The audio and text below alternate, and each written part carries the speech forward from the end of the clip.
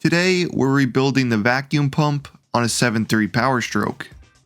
Most of the aftermarket options use cheap bearings, which fail super quickly. So I'm going to show you which parts to use to make these pumps last way longer.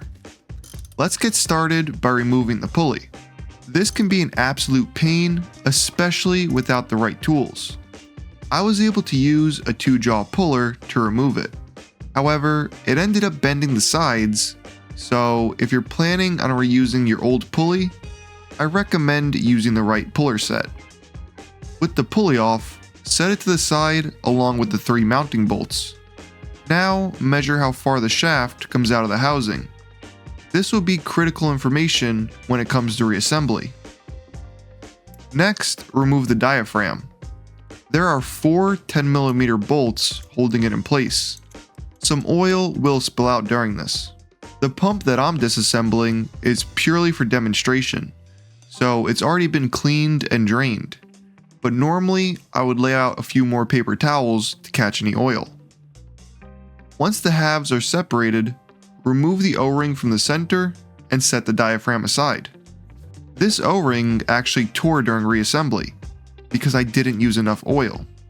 I'll show you how to avoid this later on. Now let's remove the shaft and bearings. Start by removing the front snap ring. You'll need a decent set of snap ring pliers for this.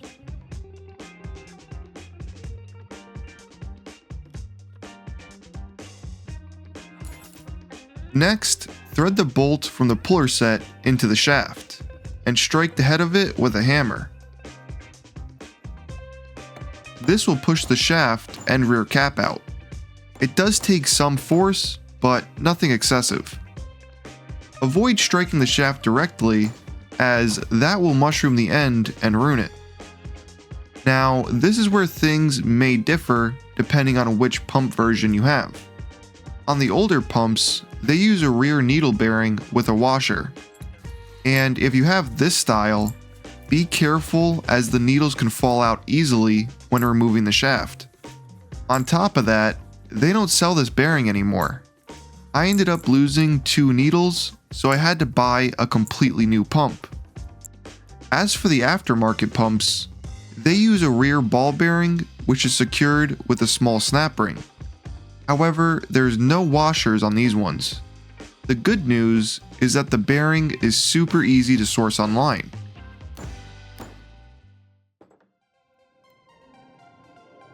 With that aside, we can remove the front bearing. The easiest method is using a blindside bearing puller to drive it out. However, a hammer and punch will also work. The front seal will most likely be damaged during this process, which is fine as it should always be replaced when it's removed.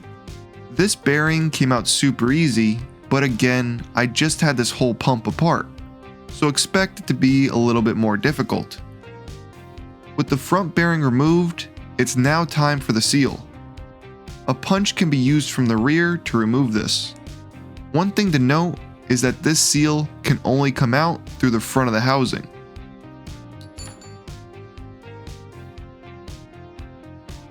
Now that leaves just the middle bearing. You could use a socket to drive it out.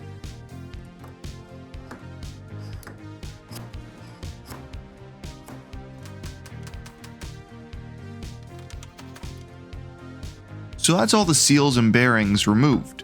Let's talk about what parts to buy. For the front bearing, it's a 6203 sealed bearing. It's very common and affordable.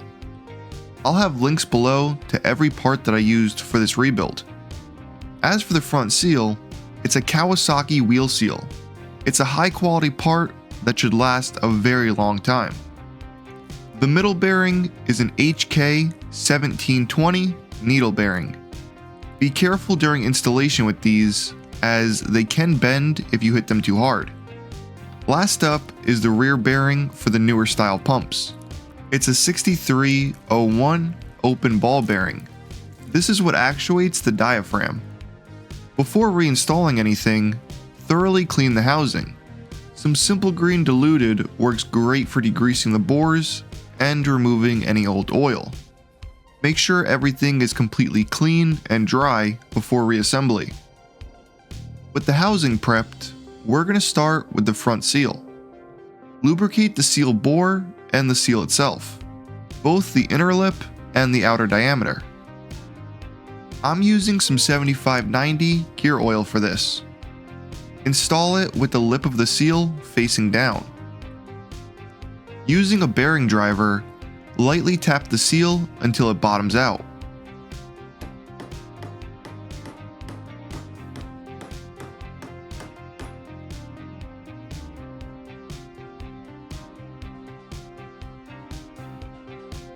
It's a similar process for the front bearing, but make sure there's no oil in the bearing bore. This is supposed to be a tight press fit, so you don't want any added lubrication. Once again, using the bearing driver, tap it into place until it's fully seated. Then reinstall the snap ring.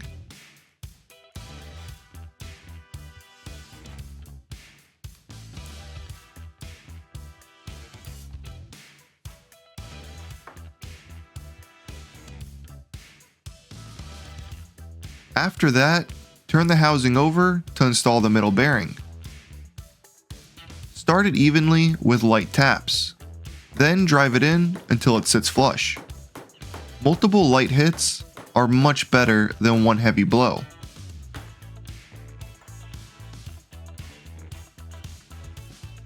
Now for the rear bearing on the newer pumps. I actually don't have any footage of this, but basically, once the small snap ring is removed, lightly tap the shaft out of the old bearing. I used a long socket to support the bearing diameter while using a punch to remove the shaft. Then I used my vise to press in the new bearing. As for the older pumps, when you're reusing the rear bearing, keeping the needles in place can be super frustrating. However, regular grease should not be used here.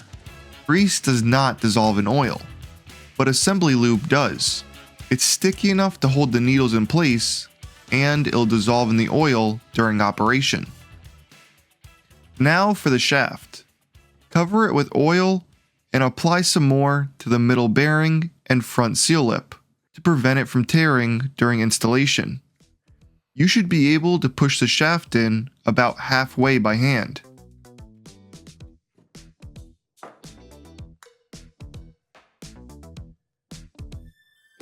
Then, using the bearing driver without the middle bolt installed, tap it in the rest of the way. As for the shaft depth, use the measurement taken before disassembly.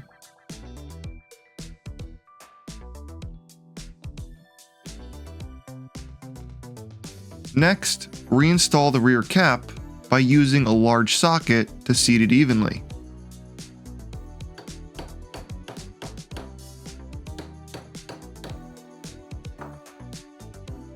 Now, spin the shaft around to spread some of the oil and check for any roughness. Other than the resistance from the bearings, it should feel pretty smooth. One thing to take note of is that if the shaft isn't pushed in far enough, the rear cap can come in contact with the bearing. But if everything feels good, we can move on to adding oil. Similar to a differential, you'll know when it's full as fluid begins to pour out of the fill hole while the pump is held level.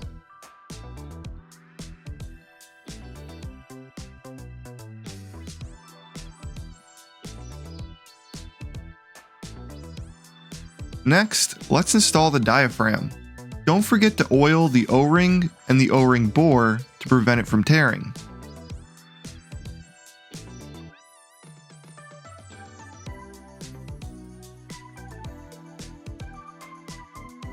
Apply a light coating of blue Loctite to each of the 4 bolts, and then tighten them down evenly.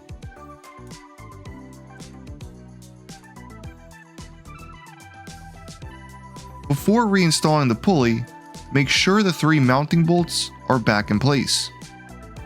Then use the proper installation tool to press the pulley back on.